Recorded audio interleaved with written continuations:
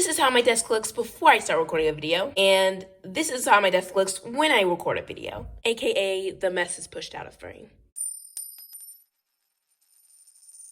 As you guys know, it's the month of October. One art challenge that happens during October is Inktober. I'm going to be posting Inktober related videos for all the videos of this week. I ended up recording this video a little later than I planned to. Instead of doing day 1, day 2, I wanted to be doing day 3 and day 4 in this video. Pretty much how I'm doing Inktober this year, I'm going to be doing 2 days of Inktober on one sheet of paper. So this is the paper I'm using.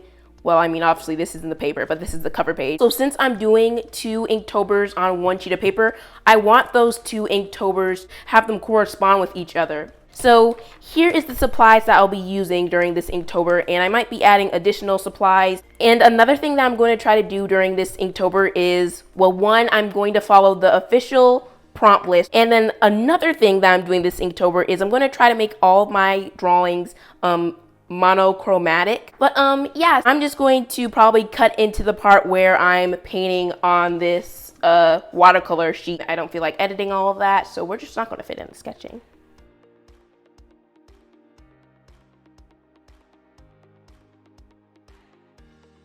So I finally found out how to get my iPhone to never turn off. So I think I did do it before by myself, but I kind of forgot how to do it. And so I just was too lazy to search it up. Today just drew like the last straw because I was literally talking for like, I think 16 minutes and it only recorded like 1 minute of the 16 minutes because my phone turned off while I was talking. And luckily that take wasn't the best take anyway. So it's all good in the end. But you know, thank goodness I figured out how to fix that. But anyway, let's just talk about Inktober. This year's Inktober, I'm actually doing a lot more than I was during last year's Inktober, because during last year's Inktober, I wasn't really trying to get out of my comfort zone, just doing the 30-day challenge. That was just me getting out of my comfort zone. For me, that wasn't like my first 30-day challenge. I think my first 30-day challenge was Mermaid, and I felt like doing that 30-day challenge wasn't that hard for me, and I feel like I just feel like, I don't know, Inktober, I just wasn't really pushing myself that much. Not saying you have to push yourself during a 30-day challenge. I'm going to be drawing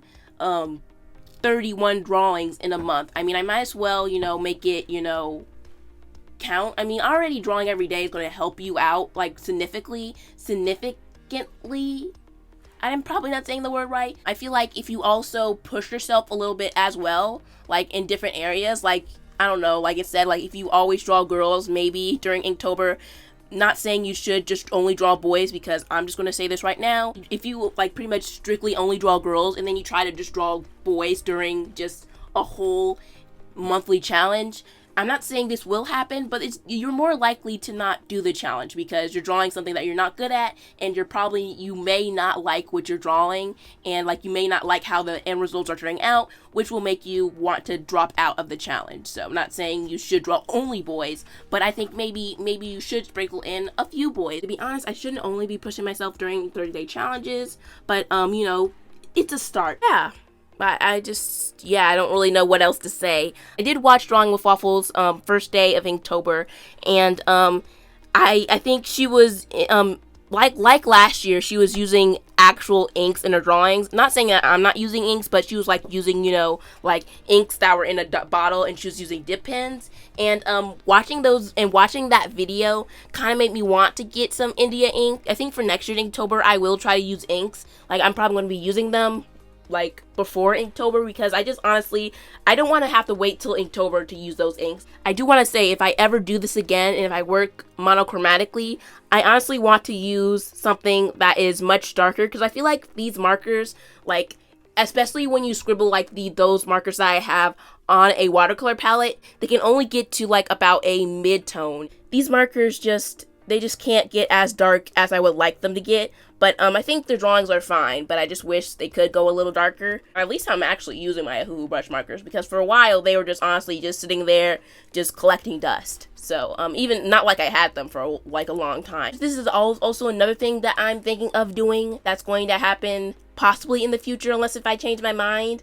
I'm planning on not buying any more sketchbooks, which I know is a little odd for me to say, and instead I'll just buy copy paper. And I don't know, and also watercolor paper so I can do acrylics and watercolor drawings, because I don't want to give up those things because I just love I love watercolors and I'm starting to love acrylics. I'm going to try to transition into digital. At this point, I'm just avoiding digital art so much that the only way I'm going to truly just transition into doing digital art is I'm going to have to just stop getting, like, I'm just going to have to stop buying sketchbooks and getting more sketchbooks, and I'm just going to have to just stop getting paper. And if I just stop getting paper, then eventually I'm going to have to force myself to use digital art, and that's something that I want myself to do because I'm going to have to work digitally eventually because I want to be an animator one day, and I know I'm not going to be doing traditional animation, and also I want to one day do commissions. I'm probably not going to be doing commissions until I'm like adult, which is not that long from now. If I do commissions, I'm probably going to do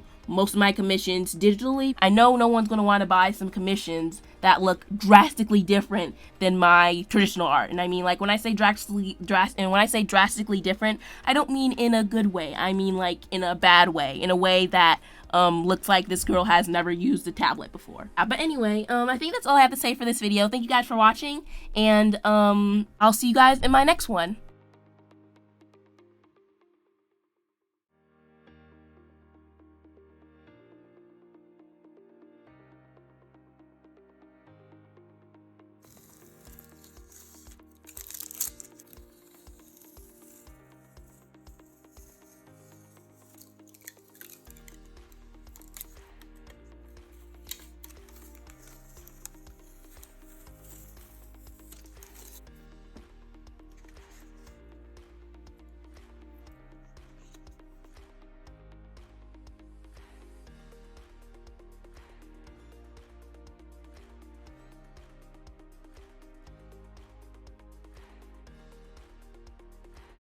But yeah, yeah. Yeah.